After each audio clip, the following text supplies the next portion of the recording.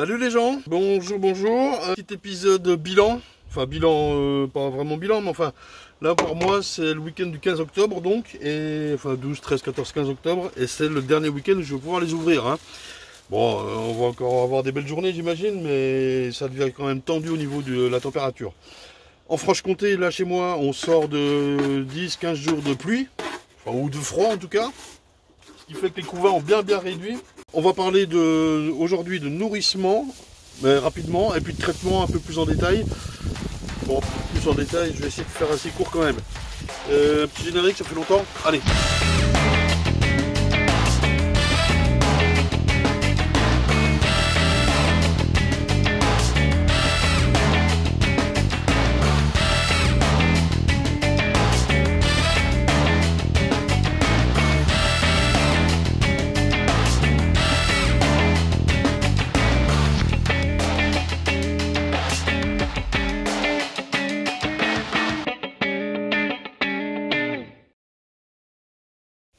Bon, je suis toujours là. Je vais essayer de parler un peu fort, il y a du vent, mais il fait remarquablement doux quand même. Il est 10 h du matin, dimanche là, et je sais pas, il fait bon quoi. Donc ça vole d'ailleurs, je vais pouvoir ouvrir les ruches. Ce que je fais, je repasse en complément de nourrissement. Complément de nourrissement, c'est quoi? Parce que j'ai eu un ou deux messages sur Twitter, vous savez, quand j'ai renversé mon seau de sirop, là je vous ai montré. Il y avait quelqu'un qui me demandait c'est quoi le sirop, ça sert à quoi? Alors je vais quand même tendre à vulgariser, surtout pour 2020, mais je vais commencer maintenant. Bon bref, depuis qu'on ouvre les ruches, alors, je veux pas, c'est même avant qu'on sait ça, bon, faut que je m'exprime correctement. Il peut arriver à une colonie d'abeilles, ou plusieurs, de mourir de faim.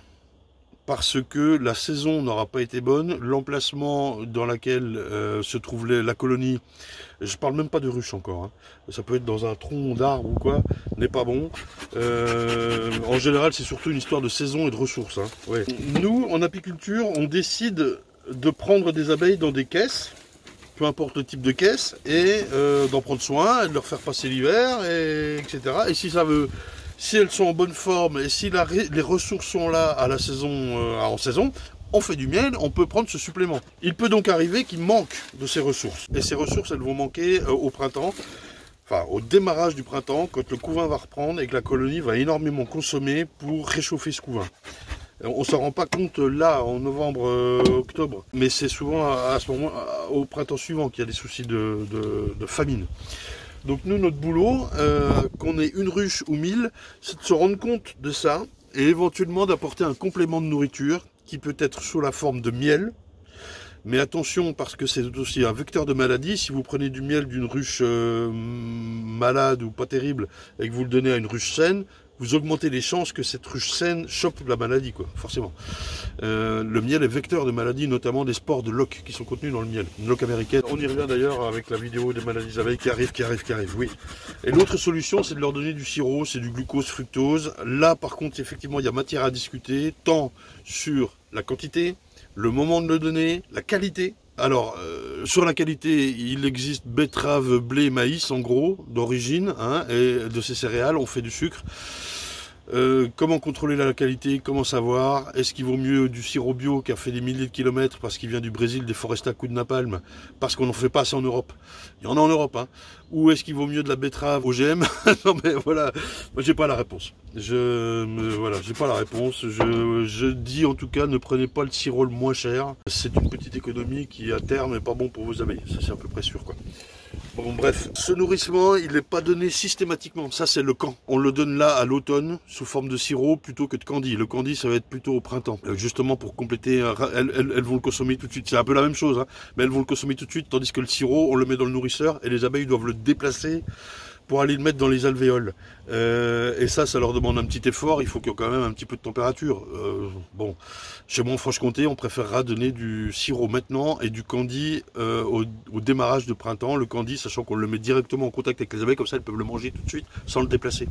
Voilà. Puis il y a le camp, donc le camp c'était ça, donc, mais surtout au printemps, de pas forcément de donner ce qui peut se pratiquer, du sirop de stimulation. On en donne un petit peu pour faire croire que la miel est repartie et faire pondre la reine. Moi je trouve que ça sert à rien. Je ne le pratique pas, c'est déjà bien assez la course comme ça. Voilà, franchement, j'ai pas le temps de faire le tour de toutes les ruches, de préparer les essaims, tout ça début avril, que ça miele déjà au printemps, il faut mettre les hausses et tout. Moi, je vois pas l'intérêt de faire ça, surtout que vous risquez de mettre du sirop dans vos hausses. Et ça, faut pas le faire, voilà. Et soyons sur les bonnes pratiques, à mon avis, ça c'est des pratiques qui ne sont pas bonnes. Voilà, de stimuler au printemps. Par contre, compléter là, à l'automne, compléter, hein, de ne pas le faire systématiquement, c'est-à-dire aussi de voir ce qu'il y a dans chaque ruche, ou de suppeser, ou de faire comme vous voulez avec un peson ou à la main, mais de se rendre compte de ça, il faut le faire pour éviter qu'elles meurent de faim. Ceux qui n'ont jamais vu une colonie d'abeilles morte de faim, je peux comprendre qu'ils ne comprennent pas. Mais ceux qui ont déjà vu une colonie morte de faim, moi ça m'est déjà arrivé, je me suis juré que ça m'arriverait plus, quoi. Voilà. C'est dégueulasse. Voilà. Bon bref. Je veux dire, on fait de l'élevage à un certain moment. Être apiculteur, c'est d'abord être éleveur d'abeilles. On fait de l'élevage, on accepte, on prend en charge de mettre une colonie dans une caisse à nous. On ne doit pas la laisser mourir de faim comme des chevaux, comme des moutons, comme ce que vous voulez. Si vous pensez que c'est mal de nourrir les abeilles parce que dans la nature on ne les nourrit pas, ça veut dire que vous n'acceptez pas les caisses. Ça veut dire que vous n'acceptez pas l'apiculture, la culture des apis. Voilà. Et à la limite, c'est louable, hein, mais c'est Adam et Ève, et puis on va chasser avec un pagne, quoi. Voilà. On n'en est plus là. Voilà. Bon, bref, voilà pour le nourrissement. La quantité, c'est très variable. Moi, je soupèse tout. Je ne vais pas vous refaire le tour. Là, je dois avoir 400 ruches sur 18 emplacements en 2 jours et demi. Voilà, c'est un peu speed pour moi. Sachant que c'est la dernière fois que je les ouvre, et ça me souffle dans la gueule. Ensuite, le traitement, quand même, là, je leur jette un coup d'œil. J'en suis donc. Je vais repréciser. C'est vrai que je ne suis pas fan de ça, mais j'ai traité avec ça. Il y a cette notion de chimie, pas chimie. Effectivement, il y aurait tout un épisode à faire là-dessus. Je suis pas pour. Puis en même temps, j'ai le témoignage, par exemple, de mes parents qui sont nés en 43 et 48, qui me disent, eh ben nous, on a vu arriver la chimie, on a vu arriver les antibiotiques. Ils sont nés dans le Haut-Jura, c'était des conditions difficiles, et ça a sauvé des vies. Et en même temps, on vit vieux, et on n'a pas faim, et machin. Donc je sais pas quoi penser. Voilà, mon cœur balance entre, ben oui, c'est la merdique, et puis en même temps, ben, ça a sauvé des vies. Donc voilà. Je veux pas polémiquer là-dessus, je veux pas de commentaires là-dessus, je m'en fous, je les lirai pas. Je dis juste que effectivement, on est allé trop loin, et qu'il faut vite réagir. Voilà. Donc là, je voulais encager les rennes cette année et faire que de l'acide oxalique, je ne l'ai pas fait par... je vous l'ai déjà dit dans l'autre épisode, c'est manque de temps, je me réfugie là-dessus, mais ouais, bref, je vais essayer de le faire l'année prochaine. J'aimerais bien avoir le témoignage d'Emilie, vous savez, la copine Emilie que j'avais déjà filmé, qui elle l'a fait cette année, c'est compliqué. Et je voudrais bien son témoignage pour qu'elle nous dise comme c'est compliqué quand même, quoi. Bon, bref. Enfin, en tout cas, c'est technique et c'est beaucoup de boulot, quoi. Justement, sur la technique, on s'est aperçu aussi que l'apiculture est devenue très technique. Voilà, il faut élever son niveau. Si vous êtes apiculteur amateur avec une ou deux ruches, vous ne comprenez pas ce que je vous dis là, bon, ben, arrêtez l'apiculture, moi je pense. Ouais, je suis fatigué. Alors oui, il y a des coups de feu, c'est la chasse, et je suis pas à l'aise dans les ruchers, je vous assure que je suis pas à l'aise dans les ruchers, quoi. J'essaie de faire du bruit et tout. Bon, bref, sur le traitement, donc j'ai fait avec ça, là je passe vérifier, je suis à 3 semaines de retirer les lanières. Ça veut dire que dans 3 semaines je les retire, et 2 semaines après je fais un comptage sur chute, sur l'ange là, par chute naturelle. Et on sera plus que mi-novembre. Ça veut dire que si je me rends compte qu'il y a une infestation à ce moment-là, il sera tard pour faire quelque chose. J'aime pas trop ouvrir les abeilles en mois de fin novembre-décembre. Ouvrir les ruches au mois de fin novembre-décembre pour faire un acide oxalique au couvain. C'est une bonne solution, c'est vrai, mais je reconnais que psychologiquement j'ai du mal. Bref, je fais un contrôle visuel maintenant. De ce que je vois, alors ça dépend des secteurs, ça dépend si c'est des ruchettes ou si c'est des ruches. Il y en a certaines qui sont pas belles, il y en a certaines qui sont belles. Sachant que je fais un contrôle visuel et que ça n'est pas la panacée. Je veux dire, on sait très bien que si on voit un varroa, il y en a 199. Mais si on n'en voit pas, il y en a peut-être bien une centaine quand même. Il ne se voit pas le varroa. Il faut arrêter de se dire, je regarde mes abeilles, elles sont belles, j'ai pas de varroa. Ça, faut arrêter. Malgré tout, c'est ce que je fais là un petit peu. En tout cas, si je repère des abeilles dézélées, 1, 2, 3 par face de cadre, et puis bah, évidemment, très rapidement, je vois un ou deux varrois, j'applique ça maintenant. J'en ai discuté avec Joseph Létondal, le vétérinaire. C'est pas incompatible. Il n'y a pas une synergie des molécules de dire ah bah oui mais attention tu traites avec ça plus ça si tu vas trop fort. Je craignais un petit peu la surmédicalisation. Donc je peux le faire. Ce que je vais faire c'est mathématique. C'est ce qu'il me disait, c'est que admettons tu as 1000 varrois, tu es en cours de traitement, les 3 semaines qui restent vont peut-être pas suffire à encore descendre l'infestation. Là, en appliquant ça, j'ai pas 95% d'efficacité parce qu'il reste encore un petit peu de couvain, j'ai, je sais plus, 60 et quelques %. Ça veut dire que je réduis un petit peu l'infestation, ce qui fait que au final, dans 3 semaines, ça ira un peu mieux. Vous allez me dire, et j'ai vu ces commentaires de dire, mais c'est pas récurrent ces infestations, tout ça. Là, je dirais non. Moi. Franchement, il y a des années où ça passe très bien. Je suis sûr que je pourrais m'en passer et faire 3 passages de ça. Attention à la notice de ça, on vous le rappelle. Hein. Là, je l'applique mal, quoi. Je fais un passage comme ça pour réduire, mais en réalité, il faudrait ne pas utiliser ça et utiliser ça 3 ou 4 passages tous les 7 jours, avec des comptages et tout. Mais sur 400 ruches, comment je fais, quoi? C'est ça mon souci. Plus la dose. La dose, là je vais faire, c'est combien par ruche déjà? Tac, tac, tac. C'est de 5 à 55, je crois, hein, de mémoire. Enfin bref, si je dois faire ça sur tout mon cheptel fois 3 passages, c'est encore un billet de 3-4 000 euros, quoi. Allez, 3, ouais. Il faut que je compte, quoi. Je m'avance un peu. Ça devient compliqué, quoi. Ça devient vraiment compliqué. Bon, le fait est que c'est notre paroi nous en... Il faut être vigilant. J'ai pas la solution, la meilleure solution. On connaît, on l'a vu dans l'épisode sur les varrois, on connaît la meilleure des solutions. C'est ne pas laisser l'infestation prendre place. Ça, c'était mon erreur cette année. Je pense que j'ai trop laissé l'infestation prendre place, notamment sur les ruches les plus fortes, qui pâtissent le plus maintenant. Voilà. Bon, allez, j'ai assez parlé, j'y vais. On va ouvrir quelques ruches. J'essaie de vous montrer quand ça va pas et quand ça va. Et voilà. Putain, c'est compliqué, hein.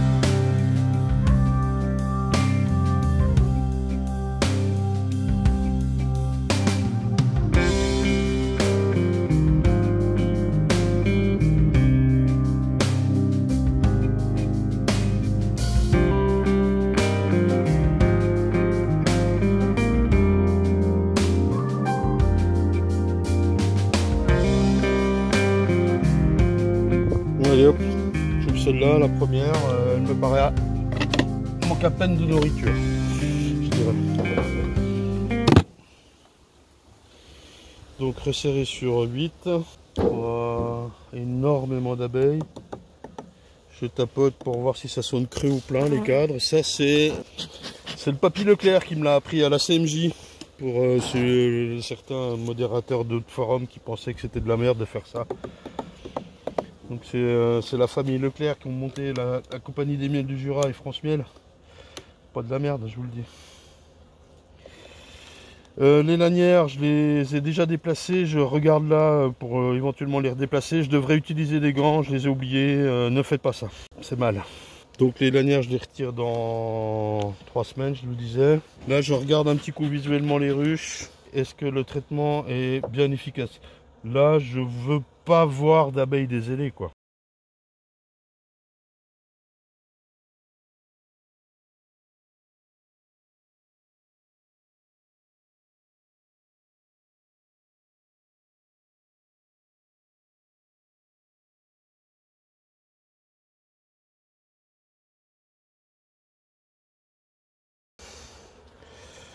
Bon, bah c'est le cas. Oh, c'est dégueulasse, quoi. Bon, là, il y a un gros souci, quoi. Alors voilà la reine. Elle n'est pas bien grosse. Et j'ai 1, 2, 3, 4, 5, 6. C'est gavé d'abeilles des ailés, quoi. Mais putain. Alors le couvain est là, ça pond, elle fait tout ce qu'elle peut. Mais c'est pas possible, quoi. Donc là, il y a un gros souci, hein. Alors, qu'est-ce qu'on dit? C'est la chimie qui marche pas? Et pourquoi une année elle marche et une année elle marche pas? Est-ce que c'est pas plutôt un taux d'infestation beaucoup plus élevé? Ça, ce serait dû à ma faute, à moi, parce que j'ai laissé l'infestation venir. C'est des ruches qui étaient très très fortes, qui m'ont fait du miel quoi cette année. Bon bref, là, action-réaction. Je referme, je mets du Varomède. Je note ce que j'ai vu et je nourris un coup.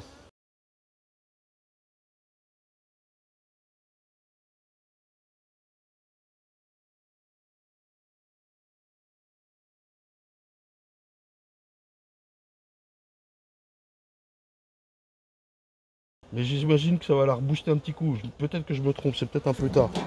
Là, c'est ma faute aussi. Peut-être j'aurais dû voir ça avant. Là, j'étais à Montréal. Putain. En tout cas, elles sont pas belles. Bah, elles sont pas belles. Là, en l'état, moi, je suis même pas sûr que ça passe l'hiver, quoi.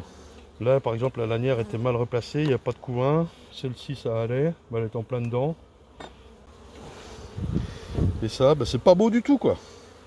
Je vérifie quand même des alvéoles dégueulasses. Non, c'est voilà, c'est juste du varroa, quoi.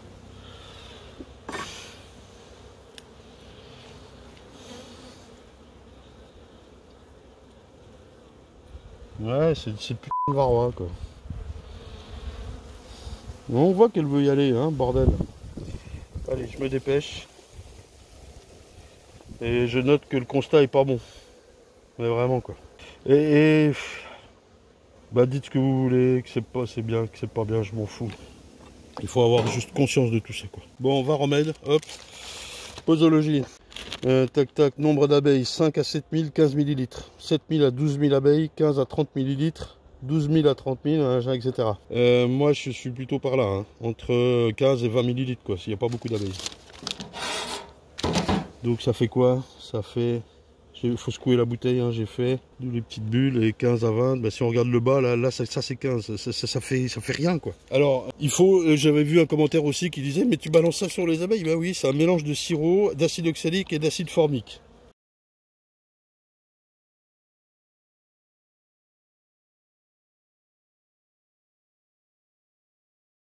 J'ai des colonies sur lesquelles je l'avais fait préventivement, elles sont très belles, je reconnais. Là, ça c'est dégueulasse. Pourquoi je l'ignore, quoi. Là, je vous dis, si, c'est laisser l'infestation prendre place, avec certainement un, comment dire, un effet des lanières moindre, ou j'en sais rien, mais c'est comme disait Joël Veto, c'est 95% d'efficacité des lanières. Oui, mais 95% de 1000, c'est pas 95% de 10 000. Il avait possiblement 10, 12, 15 000 varrois là-dedans. Mais oui. C'est ça qui fait chier, quoi. Et voilà, quoi. Et j'ai mis, là, ça, ouais, j'ai mis 15 millilitres, quoi. Bon, voilà. Et puis je donne quoi? Je donne 3 fois rien, je vais donner 1 cm, là. Même pas. Là, hop. C'est pas tout à fait un essaim, c'était une colonie qui était en ruche, que j'ai repassé en ruchette, parce qu'il n'y avait plus de reine, elle était un peu faible. J'ai remis une reine, et puis j'ai une seule lanière, et voilà. Bon, en général, sur les ruchettes, bouger les lanières, ça revient de les mettre là à là, ou des choses comme ça, hein, quand on les bouge. N'oubliez pas de les gratter si nécessaire. N'oubliez pas les gants non plus.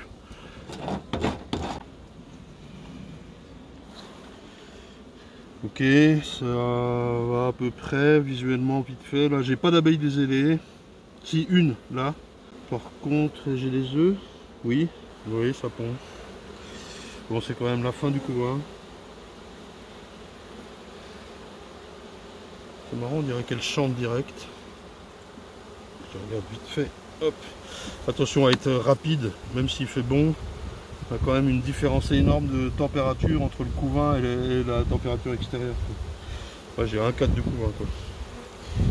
Par contre, elle est lourde, hein. Là je la renourris pas du tout. Et c'est que moi je l'ai pas nourrie celle-là, hein. C'est que du miel qu'il y a là-dedans. Bon, ben là je laisse faire, rien à dire. Manque peut-être à peine d'abeilles, mais enfin bon, là il y a encore un couvain à naître, un petit couvain à naître. Une abeille des ailées, est-ce que ça vaut le coup de lui mettre un Varomède? Normalement, encore 2-3 semaines de traitement, donc l'infestation sera faite, quoi. Le 14 juillet, je lui avais mis un Varomède. Hop, Celle-là, elle est lourde. Donc ça, c'est celle que je ne nourris pas. Alors quand je vois quand même il y a beaucoup d'abeilles et que j'ai trouvé lourde, je me méfie. Je mets toujours en relation ce que j'ai senti en poids. Mais c'est vrai que c'est lourd. Et le nombre d'abeilles, hein, faut se méfier. Hop. Qu'en est-il du traitement? Ce cadre-là aurait pu venir sur la gauche, mais enfin ça va, ouais, c'est que des cadres à peu près récents. Là j'ai plus de couvain, j'en ai encore. Ah oui. Une abeille dézélée, couvain assez serré, une deuxième. Bon là je vais lui mettre un petit coup de varomètre, c'est sûr. Ça va encore, hein, mais moi je m'attendais à mieux. Hein. Bon là c'est un cas correct, il y a de l'abeille, il y a du couvain, ça va passer l'hiver, il y a de la réserve. Il y a juste un traitement, tiens il y a un varroa sur l'abeille là, sur l'aile. C'est fou. Hein. Et là une dézélée, là aussi. Bref, 2 abeilles, 3 abeilles dézélées, je mets un coup de varomètre. Là la reine. C'est le problème de... Voilà, bon, je me tais. Je vais replacer encore celle-là. C'est la 3e fois que je les bouge, hein, finalement. Oui, mettez les gants. Je le répète, je le répète, je le répète. C'est moi qui fais une erreur. Je suis mauvais. Et là, oui, je mets un coup de varomède. Donc là, par contre, il y a peut-être forcément une dose un peu plus grande. Ah, je vous avoue, moi, je n'ai pas le temps de doser, machin. Je fais la même chose pour toutes les ruches, c'est-à-dire ça. Je passe entre les ruelles avec une légère pression sur la bouteille et ça fait le topo quoi. Moi j'ai pas le temps de... Putain, ça me fait chier.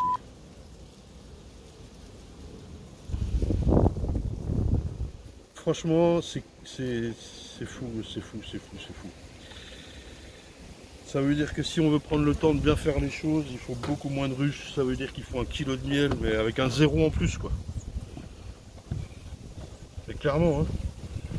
Oh, c'est insoulevable, c'est impeccable.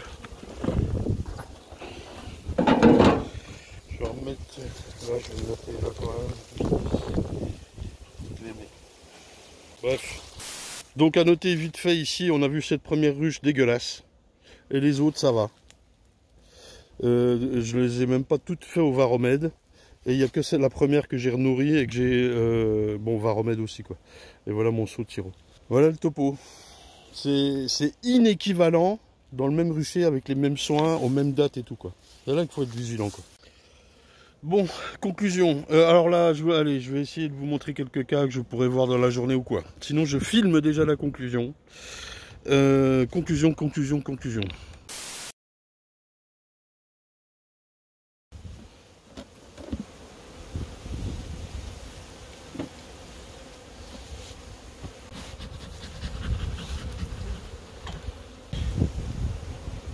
Ouais, elle va bien. Alors, il manque de nourriture et j'ai renourri un peu pour ce cadre-là.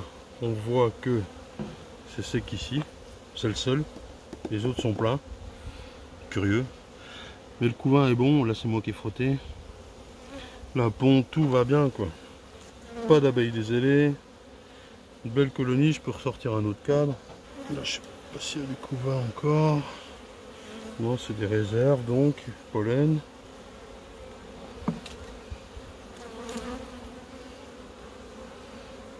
Ça va quoi. Une naissance ici.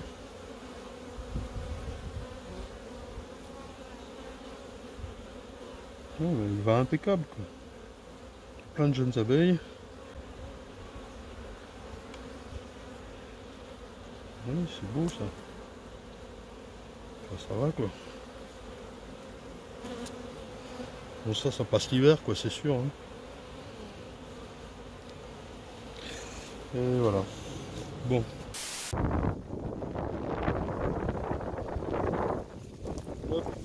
Il y a beaucoup de vent, je vais faire de la voix off, je pense, je sais pas. En tout cas, là, je viens de voir cette ruchette, elle est impeccable. Pas mal d'abeilles, pas besoin de nourrir, pas de varroa, enfin en tout cas visuellement, pas d'abeilles dézélées, elle est impeccable. Alors, qu'est-ce qu'on a là?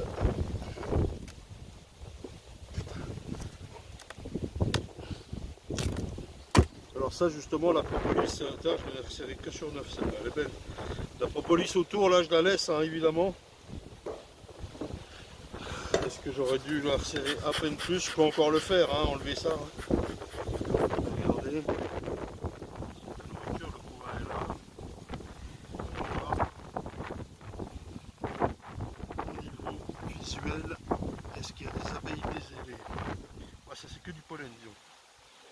Couvain de l'autre côté, donc, ok. Le couvain est pas mal, resserré. Petit mais resserré. Pas énormément de trous, enfin ça va. Les abeilles, ça va. Non, je suis satisfait, là ça va. Les lanières sont mal positionnées, pourtant je les avais déjà bougées. Il n'y a qu'un petit couvain, ça va avant la fin là. On va là-bas de l'autre côté. Ah non, mais il y a du couvain là, donc c'est bon, la lanière elle est dessus. Ou là, la reine c'est une rouge. Hein. Écoutez, ça va, ça pond, c'est beau. Peut-être juste repositionner l'autre lanière qui est un peu loin du couvain. Resserrer, oui, je pourrais le faire. Ça va hiverner sur neuf, hein, tant pis. C'est plein de bouffe. C'est pas grave. Hein. Mais voilà, ces petites abeilles qui sont là, elles seraient peut-être mieux avec leurs copines ici, quoi. Bon, c'est pas grave. Je laisse comme ça. Là, au niveau varroa et nourriture, ça va, impeccable. Allez hop, ici, bon, le rucher d'avant c'était bien. Là, je vais regarder, j'arrive à peine en retard, elles sont déjà un petit peu à l'ombre. Ça va aller quand même, il fait chaud. Là, je regardais Japon, Écosse. Juste un truc, j'ai eu un mail à midi d'un apiculteur en détresse qui a reçu une lettre de son GDSA qui lui dit de vérifier bien si le traitement a une efficacité ou pas. Juste une chose, il faut se rappeler que Apivar, pour nommer les choses, il aura une efficacité maximum de 95%. Hein. Donc, admettons qu'on ait 100 varrois au début du traitement, il nous en reste 5 à la fin du traitement. Ok. On cherche, je vous rappelle, on cherche à avoir 50 varrois maxi après traitement, hein, pour passer l'hiver. Ça veut dire 1000 varrois à 95% d'efficacité. 1000 varrois au début du traitement. Ça veut dire qu'au moment où on met ses lanières, 1er août, 15 août, si vous avez plus de 1000 varrois, c'est déjà foutu, quoi. Est-ce que vous pensez sérieusement qu'il n'y a pas une ruche qui n'a pas plus de 1000 varrois au 1er août? Je veux dire, si vous vous rendez compte que l'efficacité de votre traitement est moyenne, êtes-vous sûr du nombre de vos varrois avant traitement? Il faut être sûr de ça avant d'incriminer le médoc.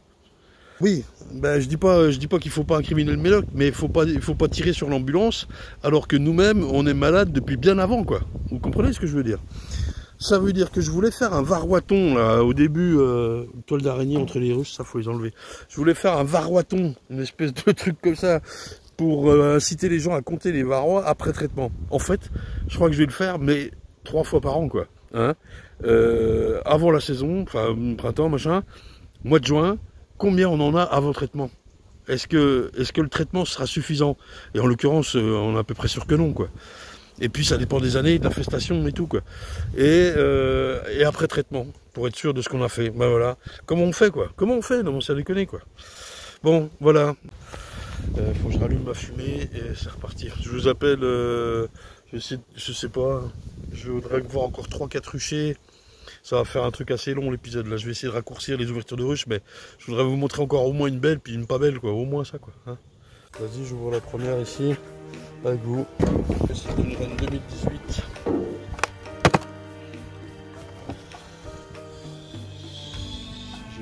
Première impression, c'est pas énorme en abeilles, malgré tout. Tous les ruelles sont pleines. Je ne gratte pas la propolis là, moi ça va se recoller avec la chaleur de demain par exemple, ou même de fin de journée là. Il faut la laisser, hein. C'est leur isolant pour l'hiver. Ça à mon avis c'est mal placé. Voir s'il y a du couvain là, sinon il faut replacer la lanière. Il y a du couvain. Quel état? Coup de feu encore. Alors une abeille des ailés ici. Une deuxième là juste à côté. Une troisième, allez hop, varroa. Celle-ci elle est en train de naître, elle est belle. On est à la limite quoi. Voilà, table à la reine. Allez, je referme, je replace ma lanière, ça va être la troisième fois donc. Et je vais rapprocher l'autre aussi. Mettez des gants, oui, je le répète. C'est pas bien ce que je fais. Hop. Et puis ben là, nourrissement, il n'y a vraiment pas besoin. Mais donc, hein, je le répète, taux d'infestation trop important avant traitement. Ça, c'est de la faute de l'apiculteur, c'est de ma faute. Ok? Alors vous allez me dire, Varrois, ouais, ben oui, je suis d'accord. Ok? Allez, la suite. Un essaim, tiens, un essaim, je l'avais laissé là. Oh, il est super lourd et j'avais mis une cellule. Ici. Là, un essaim, j'avais laissé la ruchette ici et j'avais amené une cellule. Il est super lourd. Là, franchement, ça a dû bosser au lierre. L'occasion de voir s'il y a de la place quand même dedans pour la ponte. Il est vraiment très lourd. Il y a de l'abeille, c'est beau. La lanière est là. Il y a des ponts un peu partout. C'est formidable. La fumée, ça va, ça souffle un petit peu.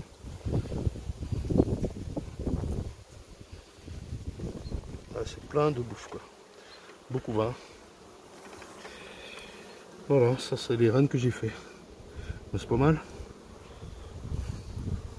Alors par contre ça a été fécondé avec les mâles d'ici. Hein. Là, ouais. Petit couvain, alors beaucoup de bouffe, quoi. Ça a dû. Là je suis pas loin de la forêt, là, vraiment ça a dû donner au lierre. Fort fort. Pas d'abeilles des ailées. Comme ça vite fait la reine est là. Elle n'est pas marquée. Hein. Pas bien grosse. Varrois, ça, visuellement ça a l'air d'aller. Je ne fais rien, je mets pas de varomède. Il y a beaucoup de bouffe, hein. Punaise, punaise, je suis à deux doigts de... C'est trop tard, moi je pense, pour faire quelque chose. Il fallait le faire avant. Voyons voir celui-là. Il y a du couvain. Non, que de la bouffe. Elle a vraiment beaucoup trop de bouffe, quoi. Il n'y a que ça de ponte, hein, que de place, quoi. J'espère qu'elle va consommer un peu cet hiver. Je sais pas de quoi faire lui faire de la place maintenant. Ça sonne tout plein, tout est plein. Voilà, je replace. Allez, je vais la changer, je vais la mettre là. C'est bon, allez. Donc ça, c'est un essaim qui a été fait fin juillet. Le 20 juillet. Allez, Jean-Qui, vous êtes là? Hop là, Jean-Qui les autruches, les gens. Les autruches. Jean-Qui les autruches. Voilà quoi. Donc, à raison garder, savoir écouter. Oui, celle-là, elle est bonne. Allez. Jean-Qui. Bon, bref les gens, en guise de pré-conclusion, j'aurais voulu vous montrer quelque chose de standard. Je n'ai pas fait de comptage au sucre glace ou en chute naturelle, c'est vraiment que du visuel, donc ça ne compte pas vraiment. Les comptages, je les ferai après traitement. En même temps, donc je vous répète, j'ai peur d'être trop infesté à ce moment-là. Je préfère réagir là et faire un petit truc visuel avant. Bien que ce ne soit pas la bonne voie. Enfin, est-ce qu'il y a vraiment une bonne voie? Émilie, qui a fait de l'encagement de rennes, est dans une situation pareille que moi. C'est-à-dire, ici un rucher pas beau, ici un rucher très beau. C'est même pire que ça en fait. Allez, en grande moyenne, les ruches ça va. Malgré tout, et c'est la première que je vous ai montré, que j'ai filmé, que j'ai pas coupé en montage, il existe ici et là une ruche ou deux super infestées. C'est souvent dans le même rucher, c'est souvent, je sais pas moi, 3-4 ruches par rucher. Enfin, je n'arrive pas à définir quelque chose de standard, tant sur la nourriture. Par exemple, là, je vous montrais le rucher rempli de lierre et pourtant toutes les ruches avaient faim. Et puis l'autre là qui était full de miel, quoi. Il y avait presque plus de place, les 5 que je vous ai montré avant. Et puis pour terminer, là, je vois des ruches qui sont magnifiques, comme j'ai rarement vu, quoi. Enfin, puis à l'opposé, donc le tout premier rucher que j'ai ouvert, ils étaient dégueulasses. Qu'est-ce qu'il faut en conclure? Il faut en conclure qu'on doit être vigilant. On doit savoir pratiquement à la ruche ce qui se passe. Normalement, l'unité est le rucher en lui-même, mais parfois j'ai eu des surprises dans le rucher d'avoir ici une dégueulasse et une très belle juste à côté. Alors bon, ça devient compliqué, quoi. Ça, c'est ma pré-conclusion, de dire rester vigilant ruche par ruche pratiquement. Bien que cette année, j'ai fait du systématique vraiment partout, d'avoir les mêmes rennes, les mêmes traitements, les mêmes soins, au même moment, dans le même rucher. Eh bien non. Alors d'une manière générale, oui, mais il y a quelques ruchers, non. Bref, ça c'est ma pré-conclusion. Et je laisse la conclusion que j'avais filmée à l'origine, qui était juste après l'ouverture de la première ruche dégueulasse. Je la laisse parce que c'était une espèce de cri du cœur, même si tout n'est pas vrai ou quoi. Enfin bon, bref. Je la laisse et on termine là-dessus. Ciao les gens, drôle d'épisode quand même. Merci à vous d'être là. Ciao. Conclusion. On a affaire à un ennemi terrible qui est le varroa qui attaque Apis mellifera. Premier coup de gueule sur ceux qui refusent de traiter ou qui n'ont pas... Alors je dis pas que c'est parfait ce que je fais, loin de là, on l'a vu, il y a une ruche là qui est dégueulasse. Pourquoi? Je l'ignore. Si, je vais en reparler. Non, coup de gueule sur les mauvaises pratiques. Je vous le montre pas, j'ai vu là un rucher à côté. C'est même Joseph le vétérinaire qui me l'a montré. Il y a une trentaine de ruches et il y a les hausses dessus. Là au 15 octobre. Et il n'est pas traité quoi. A priori il n'est pas traité de toute façon. Qu'est-ce que c'est que ce merdier quoi? Donc ça c'est... Alors, faudra pas s'étonner qu'un jour il y ait des flics de l'abeille qui viennent vous verbaliser quoi. Hein, parce que si on se rend compte que c'est aussi important que ça pour l'environnement et qu'on fait porte-nawak quoi, il ne faudra pas gueuler que on se fait sanctionner derrière. Hein, voilà. Conclusion aussi, c'est de dire, il y a des années à plus forte ou moins forte infestation. Là, a priori, des retours aussi que j'ai des collègues, c'est une année à forte infestation de varroa. Mon erreur à moi a été de laisser tout au long de l'année venir cette infestation. Donc l'année prochaine, c'est comptage plus régulier, lutte biomécanique en tuant les mâles, ce que je ne faisais pas avant. Voilà, j'essaie de m'améliorer aussi. Hein. Et encagement des rennes, voilà, faut que je le fasse. C'est compliqué, je vais le faire. En tout cas, essayer de faire les choses beaucoup mieux. J'ai jamais dit que j'étais le roi du monde. Par contre, voilà, je tire la sonnette d'alarme. Faites gaffe à vos varrois et tout ça. Deuxième ou troisième coup de gueule. On a ici une solution.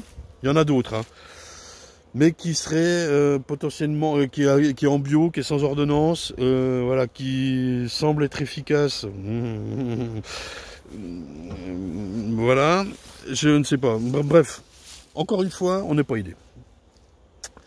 Il y a des instances comme les ruchers écoles, comme surtout les ADA, qui font un boulot de dingue. Les syndicats, les assos qui se divisent et s'arrachent la gueule, mais qui chacun de leur côté font un boulot de dingue. Est-ce que si tout le monde voulait pas s'entraider, ça irait pas un peu mieux? Mais il y a aussi le gouvernement qui en branle pas une. Pas une, quoi. Donc ça, à mon avis, moi, ça devrait être gratuit. Ah, je ne veux pas dire gratuit, mais si je dis subventionné, ça veut dire aussi qu'on met des aides et que le fabricant, eh ben, il va augmenter son prix. Voilà. L'État devrait au contraire aller dire, bon bah les gars, maintenant nous on a besoin de votre produit, il a l'air de marcher, ou alors on fait 1 année, 2 années d'études parce qu'il est sorti il y a qu'un an, hein, ou 2 ans. On va pas subventionner les apiculteurs pour l'acheter, par contre, nous on va vous l'acheter en vrac. Bon, vas-y, comme un vaccin. Les vaccins, ils sont achetés, machin, ça nous coûte rien. Enfin, je sais pas, c'est la Sécu qui paye, quoi. Non, j'en sais rien. Bon, bref. Pourquoi pas faire la même chose là-dessus, quoi. Sans déconner. Ça ou autre chose, j'en sais rien. Tous les ans, je suis bien emmerdé avec ça, avec ce putain de varroa. Et je me fais réinfester à droite à gauche par des ruches qui sont pas traitées. Là, il y en a à 300 mètres, voilà. Putain de ras-de-bol quoi.